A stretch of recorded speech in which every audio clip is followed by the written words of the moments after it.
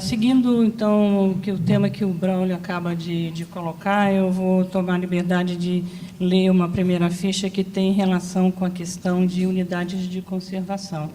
A pergunta é de Roberta Campos, da UFRJ, e a pergunta, então, é para o Braulio, e é a seguinte: como o MMA enxerga que, no momento em que se discutem metas para a proteção de biodiversidade, no Brasil existam projetos de infraestrutura do PAC que afetam unidades de conservação e que exigem reorientação de seus limites?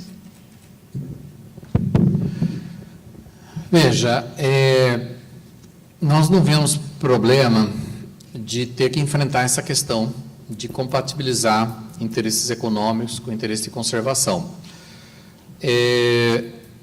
O país é um país que, como eu já coloquei, é um país em crescimento, a população cresce, o consumo cresce, nós temos demanda de infraestrutura, ninguém no Brasil pode se sentir satisfeito com a infraestrutura que nós temos hoje no país, basta olhar para as nossas estradas, né?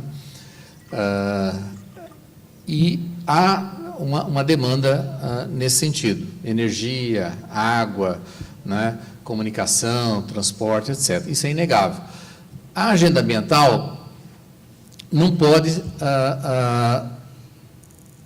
ser cega de não enxergar esses objetivos da sociedade. O desafio é conciliar isso. Há situações que não é possível conciliar, e nós temos que ter clareza dessas situações. Há brigas que nós temos que brigar, né? Tem áreas, tem situações em que a biodiversidade está em risco real e não há alternativa. Quer dizer, ou se conserva aquela área ou perdemos uma parcela importante da biodiversidade. No entanto, há situações em que há soluções diferentes possíveis, porque você tem ecossistemas ou espécies com ampla distribuição e é possível encontrar soluções diferentes para atingir, ao mesmo tempo, um objetivo de conservação e um objetivo de desenvolvimento, né? O ideal é que o país tivesse um planejamento de longo prazo bem estruturado, tanto na área de infraestrutura quanto na área ambiental, né? No entanto, não temos. Então, o que acontece é que a gente faz um planejamento numa área e depois se surpreende que no outro setor agora precisa fazer tais atividades, e aí aparecem, então, situações de conflito de uso da área ou da água. Eu acho que a gente tem que ter serenidade para analisar essas situações. Eu acho que um bom indicador, quer dizer, nós temos já na nossa Constituição, que é mandatório, que nós temos que assegurar a conservação da biodiversidade e tomar todas as medidas necessárias para evitar extinções de espécies, etc., né? O problema é como operacionalizar isso lá na ponta, né? Eu acho que uma atitude ambientalista radical de não querer enxergar as necessidades de uso alternativa do solo não é uma atitude adequada. Eu respeito aqueles na sociedade civil que têm uma atitude mais radical de defesa do meio ambiente, que não querem ver nenhuma outra atividade econômica, mas, enquanto governo, o Ministério do Meio Ambiente é governo, nós temos que olhar os interesses gerais da sociedade. Então, eu acho, por exemplo, eu citei o BBOP, aquela Business and Biodiversity Offset Program. Um dos conceitos que eles desenvolveram nessa iniciativa é o conceito de no net loss, nenhuma perda líquida, ou melhor ainda, um positive net gain, um ganho positivo líquido. Quer dizer, a ideia nesse enfrentamento de conflitos que são genuínos, existem muitos conflitos de interesse em qualquer sociedade. O resultado final, do ponto de vista da biodiversidade, tem que respeitar esses princípios. Quer dizer, a gente não deveria ter nenhuma perda líquida. Quer dizer, se vai haver alguma perda, tem que haver uma compensação adequada, né? Em forma de unidade de conservação, em forma de projetos de recuperação, conservação de espécies ameaçadas, etc. Então, nós temos sim, estamos enfrentando algumas situações, por exemplo, agora na bacia do rio Tapajós, né, com novos projetos de hidrelétricas. E a região do rio Tapajós é uma região de grande concentração de unidades de conservação, por causa de um outro empreendimento, que foi a BR-163, né? Cuiabá-Santarém. Então, como forma de controle, para evitar repetir cenários que a gente já viu antes no Brasil, que você abre uma estrada e perde o controle, né, e depois de pouco tempo você descobre que está tudo destruído, né, o governo resolveu ocupar essas áreas, já destinar essas áreas. Só que fez isso sem que o setor hidrelétrico manifestasse quais eram os seus interesses futuros de aproveitamento hidrelétrico. Então, criou-se esse conflito que nós temos que olhar onde é possível rever a delimitação de unidades de conservação para viabilizar empreendimentos, desde que a gente consiga fazer compensações adequadas e desde que não haja perdas irreversíveis. Então, acho que esse é o desafio que nós temos. Então, nós temos a pergunta do Carlos Bertão, do EcoSeb, para o Braulio, e ele diz o seguinte: a estrutura do Poder Executivo, com a proliferação de ministérios, não prejudica a discussão de temas transversais? Vide o caso do Ministério da Pesca, por exemplo. Com certeza, eu acho que o Brasil tem um número excessivo de ministérios. E nós temos um problema que o Ministério do Planejamento não cumpre o papel que ele deveria cumprir, de fazer um verdadeiro planejamento de longo prazo no Brasil para um desenvolvimento sustentável. Então, o Ministério do Planejamento deixa esse ônus, digamos, para o Ministério do Meio Ambiente, de defender os aspectos de sustentabilidade ambiental, quando, na verdade, essa defesa dos aspectos de sustentabilidade ambiental deveria ser do governo como um todo, liderado pelo Ministério do Planejamento. Então, esse aspecto de mainstreaming da biodiversidade dentro da agenda do governo ainda está em processamento, né? E a gente ainda vive conflitos de agendas setoriais que são desenvolvidos independentemente. Cada setor faz a sua agenda e depois a gente acaba verificando que tem conflitos nessa agenda, né? E a área ambiental, que é transversal, acaba tendo que depois trabalhar no sentido de tentar mitigar os problemas, quando, na verdade, vocês sabem, o melhor é atuar na prevenção, no planejamento, do que depois atuar no conserto do mal feito. Braulio, eu vou tentar juntar duas questões, que eu acho que você já mencionou bastante, mas continua chegando bastante questões relacionadas ao Código Florestal. Então, acho que nessas duas que eu vou tentar coordenar, reflete várias que estão na mesa, e acho que algumas delas você já respondeu, mas vamos lá, eu vou ler as duas. Uma é do Miguel Milani e diz: Braulio, você falou da existência de lideranças do agronegócio sensíveis às questões ambientais e de biodiversidade.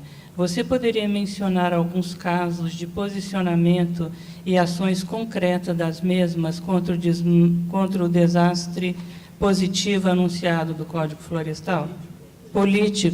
Desastre político anunciado do Código Florestal.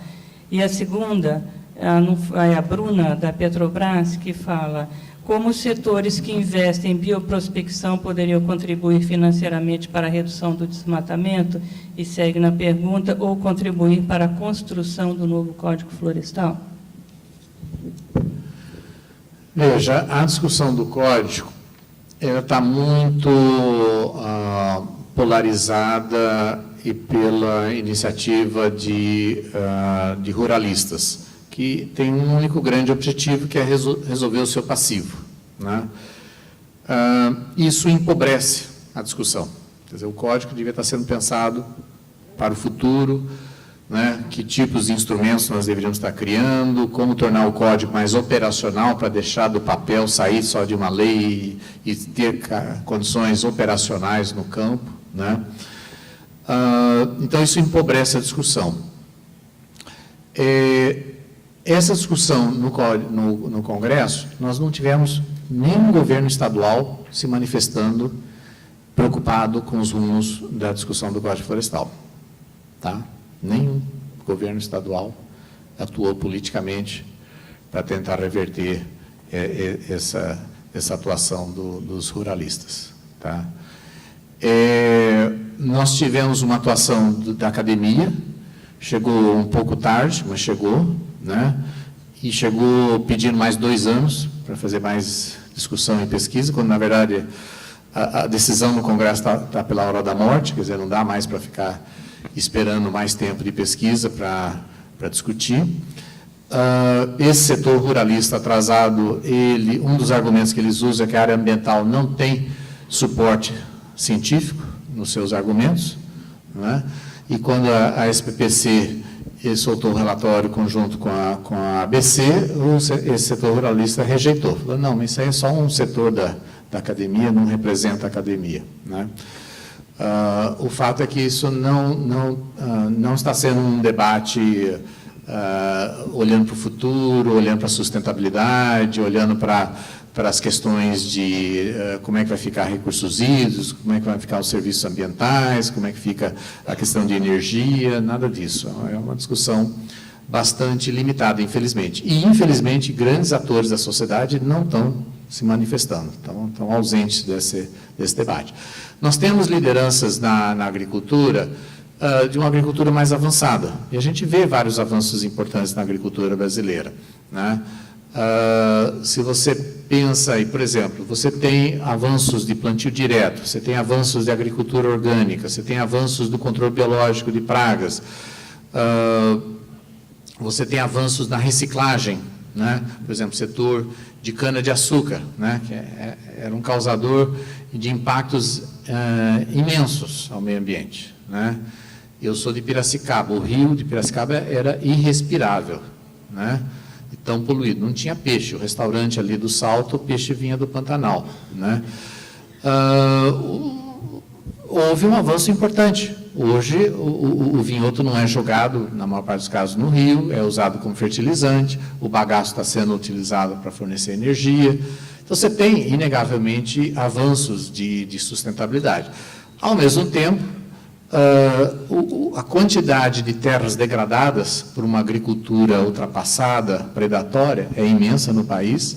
O Brasil, nesses últimos 3 anos, é o campeão mundial de consumo de agrotóxicos, né, com contaminação da população, contaminação do meio ambiente, né,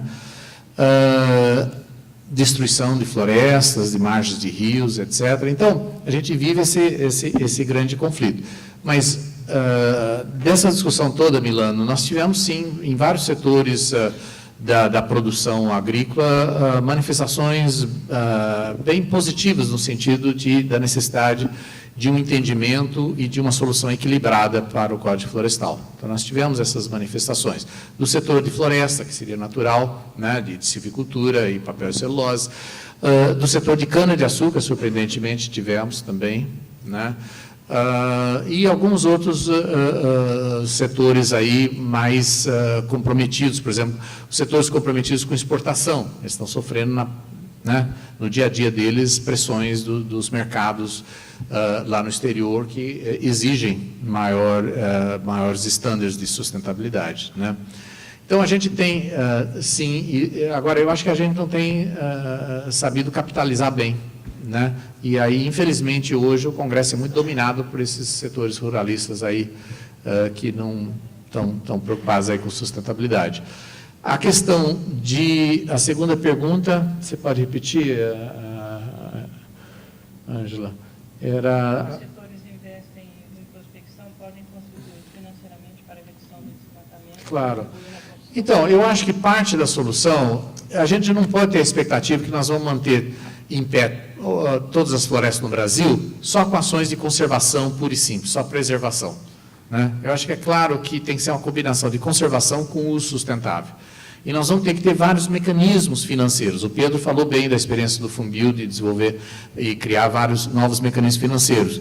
Eu acho que o Brasil vai ter que ainda avançar muito nessas experiências de novos mecanismos financeiros para viabilizar a manutenção dessa floresta em pé, né? Eu acho que a gente já tem várias experiências pilotos pelo Brasil, mas ainda não são experiências consolidadas. Falta instrumentos de incentivos econômicos adequados. Na discussão agora voltada para Rio+20, a gente percebe dentro do governo, na área econômica do governo, especificamente no Ministério da Fazenda, uma boa disposição de rever incentivos econômicos sobre uma ótica de sustentabilidade. Então, isso nos dá uma esperança de que é possível ter avanços aí no futuro nessa área. A questão do custo da conservação tem que ficar claro, nós não vamos conseguir bancar o custo da conservação da biodiversidade brasileira só a partir do recurso do Tesouro Nacional. Vai ter que ser uma cesta de fontes de financiamento, público e privada, com bastante criatividade, né? E fazendo valer aqueles princípios do usuário pagador, o poluidor pagador, quer dizer, nós temos que praticar mais esses princípios. Muito obrigado, Braulio. Eu tenho duas perguntas para o Pedro. Eu vou tentar sintetizar em uma, Pedro, em questão de tempo. Eu tenho uma da Carolina Marques, e é do INEA, para você, e ela diz: há muitos incentivos do setor privado na região amazônica. Como está o cenário da Mata Atlântica? Há interesse privado em investir nesse bioma? E daí eu vou seguir com a pergunta da Mônica Borges, da SPU, da SPVS, porque aqui está atrapalhando, trocado e me atrapalhou, desculpa, Mônica, a Mônica da SPVS. A pergunta é: até que ponto novos mecanismos de incentivo para a criação de RPPN pode complementar metas governamentais de conservação? Obrigado. A Amazônia certamente tem um apelo, uma grife, né? Maior do que tem a Mata Atlântica para produtos para o setor privado, não há dúvida. Agora, em menor escala, existem incentivos também. Eu vejo que os principais fundos criados para estimular investimentos em novos negócios ou mesmo em conservação na Amazônia também tem uma abertura para menor, mas tem uma abertura para a Mata Atlântica.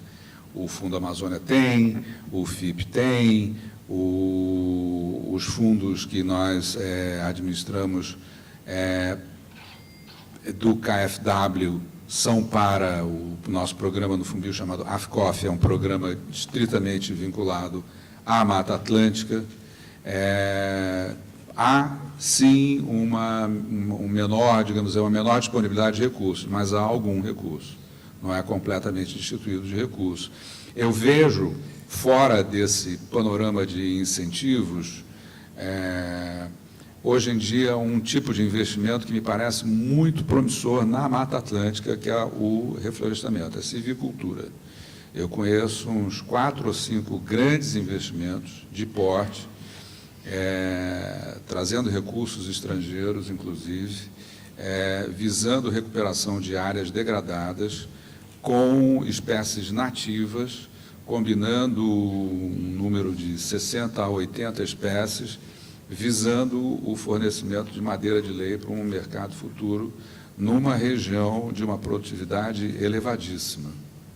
Investimentos que começaram há 4, 5 anos, e que já se encontram num estágio de desenvolvimento assustadoramente elevado.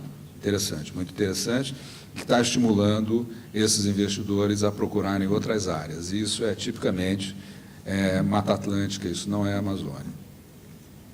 Quanto às RPPN, até que ponto, qual era a pergunta? Mecanismos financeiros para a criação de RPPNs.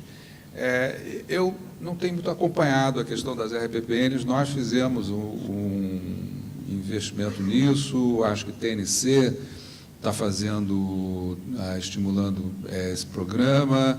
Nós fizemos também, ano passado, ano retrasado, através do consórcio CI, SOS Mata Atlântica, alguns recursos importantes, alguns recursos relevantes para a criação de RPPNs. Eu não tenho esses dados de cabeça, mas assim, a sensação que eu tenho é que o número de RPPNs cresce, as associações de RPPN crescem, eu tenho notícia de reuniões, encontros, etc. Tal. Eu não sei, mas hoje aqui eu ouvi um dado de que o desmatamento também cresce em cima das RPPNs. Acho que foi você que, ou quem foi que colocou esse dado aqui? Só foi você que falou. Não, nós temos dados de desmatamento que mostram, como esperado, que as áreas de proteção ambiental, APA, têm taxas de desmatamento tão alto quanto áreas que não têm nenhuma proteção. Tá?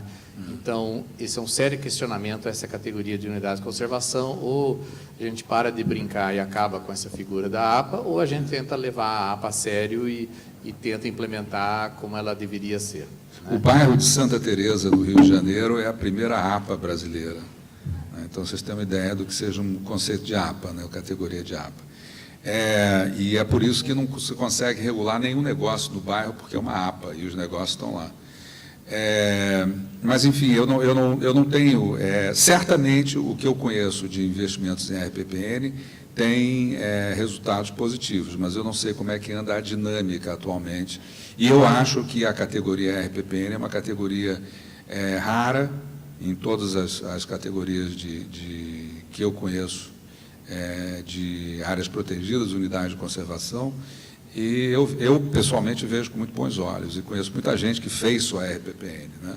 Então, portanto, eu pessoalmente acho que não tem razão para desacreditar dessa categoria. Acho que falta mais estímulo econômico, apoio técnico, etc. Né? Hoje o estímulo não precisa pagar o ITR, como o ITR é baixíssimo, isso não é um grande estímulo, e nos estados que têm ICMS ecológico, isso, né, tem um incentivo a nível local, né? Mas acho que essa é uma das áreas que a gente precisaria dar uma não tem. melhor O que estudada. está na lei, que era previsto que houvesse uma assistência técnica àqueles que tomaram a decisão de fazer a RPPN, essa assistência técnica não existe, né? E eu não sei até que ponto o controle sobre os usos que são feitos em RPPN, se esse enforcement é razoável. Eu não sei se vocês têm noção. É pontual, mas existe. Mas eu sei pouco sobre a RPPN, infelizmente. Bom, queria agradecer muito ao Pedro e ao Braulio e dizer para todos os senhores que encaminharam perguntas à mesa que eu lamento, mas nós não temos mais tempo, nosso tempo já ultrapassou. Então, eu vou entregar todas as perguntas aos